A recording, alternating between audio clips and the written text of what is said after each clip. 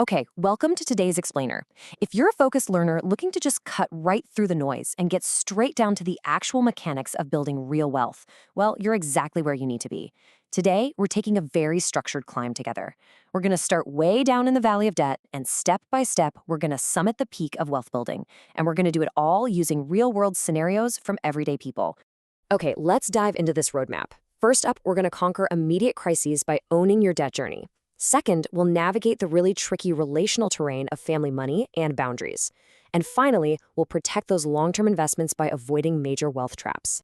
So, part one, owning your debt journey and taking personal responsibility. Look, getting out of debt requires a massive mental shift. You literally have to stop being a victim of your circumstances and decide to become the hero of your own story. So, I gotta ask you directly, what is the true secret to getting out of debt? I mean, we all want a magic bullet, right? Or some super complex math formula that just makes it all disappear. But honestly, the math is incredibly simple. The real secret is a psychological breakthrough. It's personal accountability. Let me introduce you to Gabe.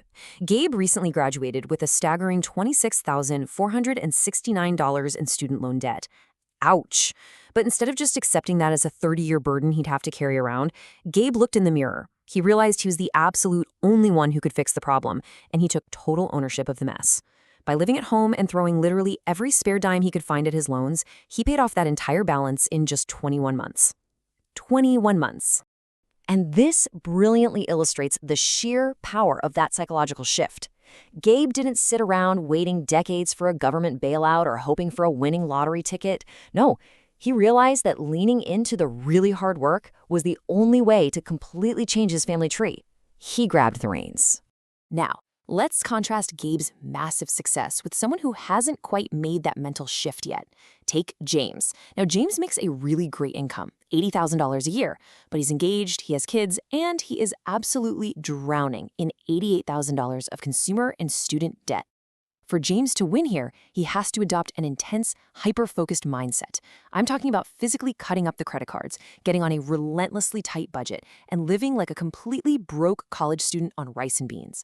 Because here's the truth. You have to be willing to live differently today so you can actually live freely tomorrow.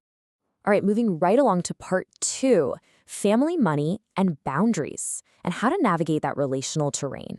Because as we climb out of debt, we inevitably hit the steep, rocky terrain of family expectations and manipulation. Take Nate, for example. His parents have a real history of guilt trips and control, and suddenly, out of nowhere, they're offering to gift him a vehicle. Listen to me, this isn't true generosity. It's a Trojan horse. It's completely loaded with strings and hooks specifically designed to pull Nate right back under their control. When someone casts a line like that into your life, don't be a bass, don't bite the hook. Keep that horse outside your gates. So the crucial point here is knowing exactly how to respond. And it really all comes down to one incredibly powerful rule. No is a complete sentence, period. When you're setting healthy boundaries with manipulative family members, you absolutely do not need to write them an essay justifying your existence. So here are your exact rules of engagement. First, keep those conversations short and concise. Second, do not over-explain. Seriously, explaining just gives boundary violators more oxygen and leverage to argue with you. And third, fully expect aggressive pushback.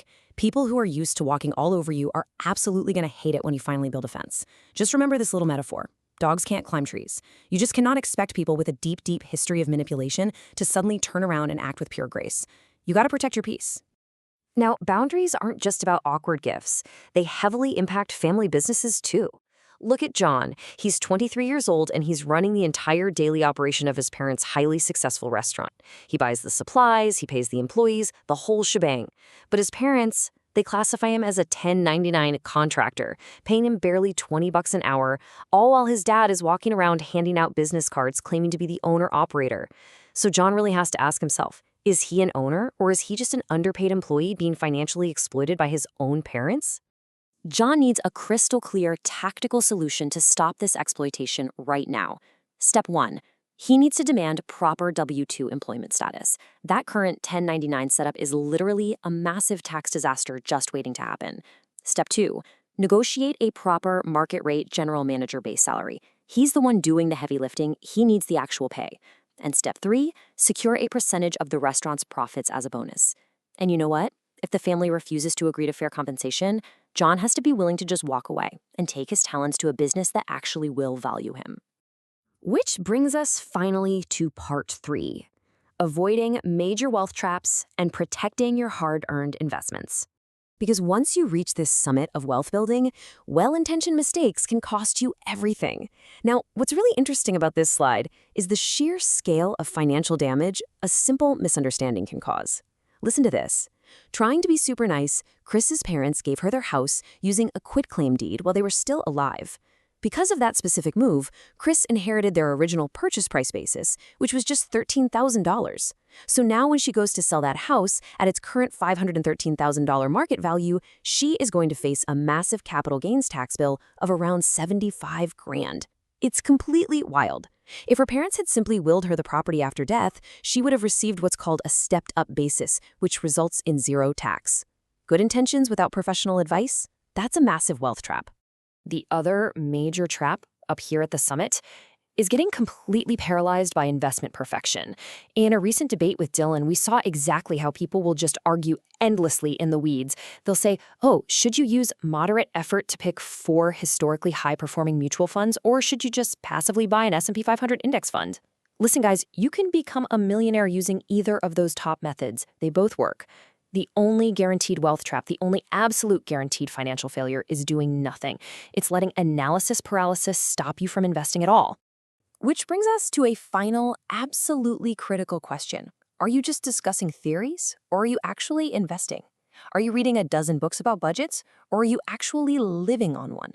Building financial peace is not about being the smartest person in the internet comment section. It's about fundamentally changing your destiny through persistent, relentless action. So let's stop arguing over hypotheticals. Set the fences you need to set with your family and put your money to work. The summit is waiting for you, but are you actually willing to take the first step? Thanks so much for joining me on this explainer, and I'll see you on the climb.